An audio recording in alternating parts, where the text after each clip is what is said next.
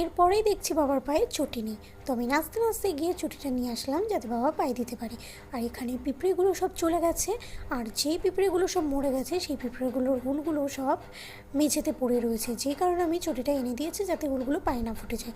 তারপর বাবা আলট্রিমিট আমাকে এই ধোয়া বাঁশটা আমাকে দিয়ে দিল, তো এটা নিয়ে আমি ওই পিঁপড়েগুলো তাড়ানোর কাজে ব্যবহার করছি। আর এদিকে বাবা এই পিঁপড়েগুলোর চাকগুলো ভেঙে দিচ্ছে যাতে পিঁপড়েগুলোর বানানো মধুগুলো আমরা নিতে পারি।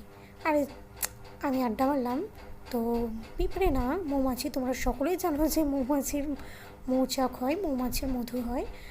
তো আমি ফানি হিসেবে বলছিলাম, তো সবার কাছে আমি ক্ষমা চাইছি। আর এখানে বাবা কাটছে মৌচাকটা, আর আমি এই ধোয়া দেওয়া এই বাঁশটাকে নিয়ে মাছিগুলো তাড়াচ্ছি যাতে ধোয়াতে একটা মাছিও যাতে না আসে।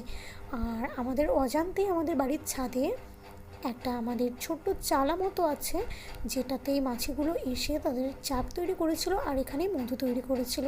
তো আমাদের মধু ভাঙা তো কমপ্লিট, আর মধু ভাঙতে সত্যিই অনেক কষ্ট হয়।